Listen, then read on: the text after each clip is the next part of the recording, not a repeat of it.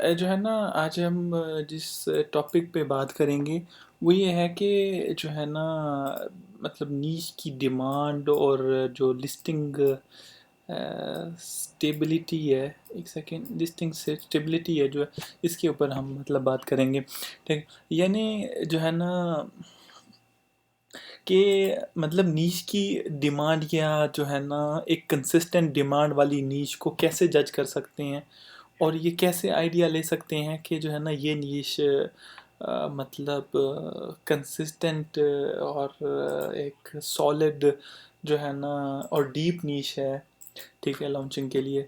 तो इसके साथ साथ जो है ना लिस्टिंग स्टेबिलिटी के जो पैरामीटर्स होते हैं उनको भी डिस्कस करेंगे कि कौन सी ऐसी चीज़ें हैं जो हमें मतलब नीश एनालिसिस के वक्त देखनी चाहिए, जिससे हमें अंदाज़ा हो सके कि हमारी लिस्टिंग न्यूली जब रैंक होकर इस नीश में आएगी तो उसको जो है ना स्टेबल होने के लिए किन मराहिल से गुज़रना पड़ेगा और क्या क्या करना होगा। तो चलें स्टार्ट करते हैं। ठीक है, हम अब हमारे सामने ये अमेज़न का एक सर्च पेज है। ठीक है, जिसमें बैम्बू स्ट्रॉज का कीवर्ड सर्च किया हुआ है। ठीक है, इसमें आप जो है ना ये सारे बैम्बू रिलेटेड स्ट्रॉज हैं। किसी का मटेरियल जो है ना डिफरेंट हो सकता है, लेकिन जो प्रोडक्ट है वो सबका सेम ही नज़र आ रही हो। ये इन एक इनरिलेवेंट प्रोडक्ट आपको नज़र आ रहा है। जब भी आप जो है ना इन प्रोडक्ट लॉन्च कर रहे होंगे तो आप इस तरह की लिस्टिंग को जो है ना अहमियत नहीं देंगे, क्योंकि ये हाईली रेलिवेंट कंपेटिटर नहीं है। क्योंकि जो बायर यहाँ पे बैम्बू करके लैंड कर रहा है वो उसका बाइंग इंटेंट अपना बम्बू स्ट्रॉज के लिए, ना कि स्टेनलेस स्ट्रॉज के लिए। हो सकता है कि वो कन्वर्ट हो जाए वो लिस्टिंग को देखते हुए या दूसरे फैक्टर्स को देखते हुए या रियल इमेज को देखते हुए, लेकिन इसका जो कन्वर्जन रेट जो है वो सोशल प्रूफ मैचअप कर दिया जाए इस नीश में लिस्टिंग में बैठी हुई हैं, तो इस कीवर्ड पे कन्वर्जन रेट इन सब से कम होगा, क्योंकि जो बाइंग इंटेंट है बैम्बू स्ट्रॉज की तरफ है, ना कि स्टीलनेस स्ट्रॉज की तरफ।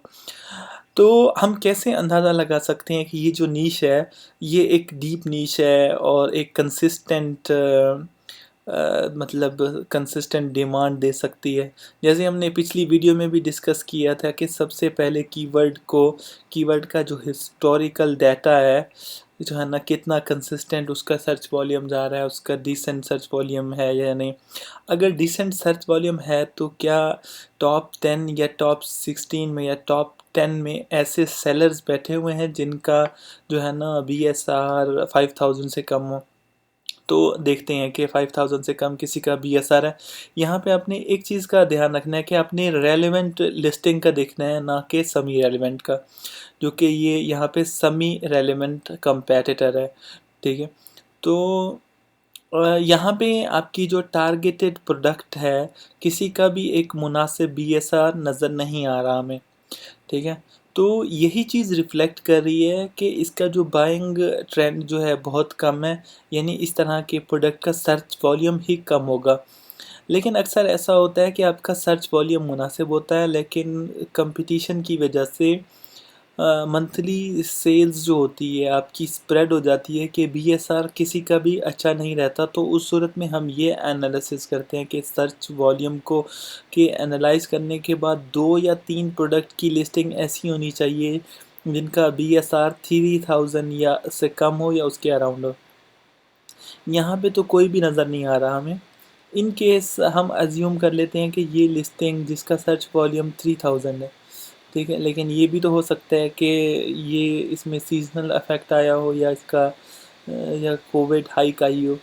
तो मतलब कोविड हाइक का अंदाज़ा तो आपके कीवर्ड से भी अंदाज़ा हो जाएगा। दूसरा आप क्या कर सकते हैं कि इसकी लिस्टिंग पे जाके आपने जो है ना, एक मिनट, ये देखें ऑल टाइम में कंसिस्टेंट जो है ना, आप इसकी कंसिस्टेंसी देखेंगे कि ये मतलब स्पाइक कर रहा है या कंसिस्टेंट आ रहा है या क्या है।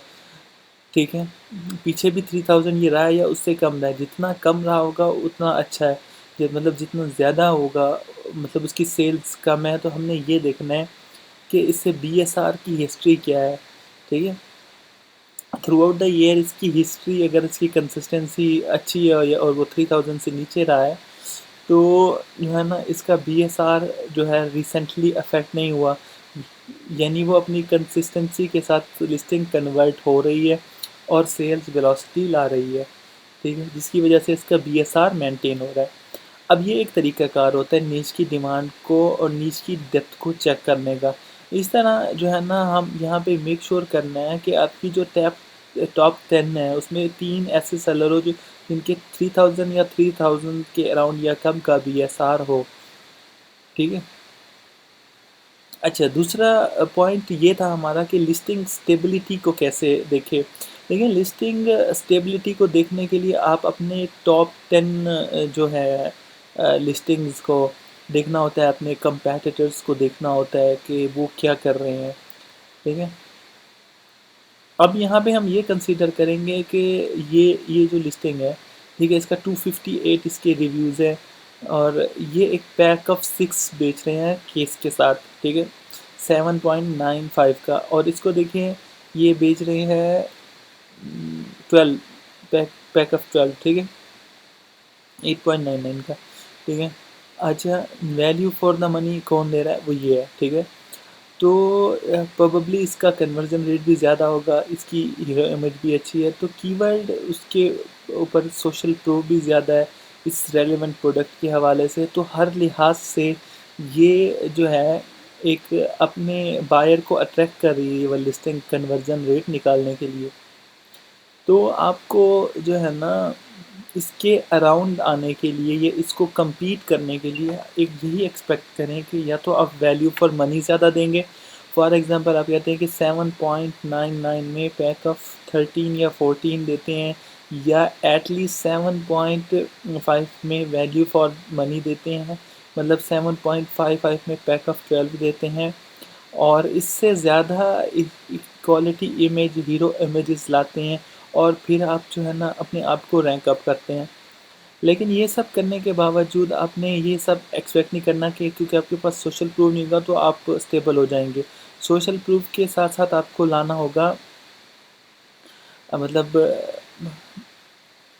यहाँ पे जो है ना उसके साथ साथ अपनी रिव्यू रेटिंग जो है हर वक्त इंटैक्ट रखनी है, क्योंकि इनिशियल फेस में आपकी रिव्यू ऐसी होगी तो जितने भी आप चाहें सस्ता पैक भेज रहे हो, आप अपनी लिस्टिंग को स्टेबल नहीं रख पाएंगे क्योंकि आप कन्वर्जन नहीं ला पाएंगे, ठीक है। कुछ अरसे बाद इस कीवर्ड पर आएंगे तो यहाँ पे ये आपको नज़र ही नहीं आएगी, क्योंकि इसकी बहुत सारी वजूहात हैं, मतलब bad review rating, bad hero image, और जो है ना आपको स्टेबल होने के लिए सोशल प्रूफ अपनी नीश को देखते हुए ही अंदाज़ा लगाना होगा कि किस हिसाब से जो है ना, फॉर एग्ज़ाम्पल अगर ये 250 है, ये 663 है, और जो सेलर है ये नॉन एरवेलेंट, इसको कंपेयर नहीं करेंगे, ये इसके ऊपर 2 है, मतलब इस पोजीशन पे आने के लिए एटलीस्ट 100 जो है ना या 100 प्लस या 100 के अराउंड रिव्यूज़ चाहिए होंगे, तब आप यहाँ अपने आप को स्टेबल कर पाएँ,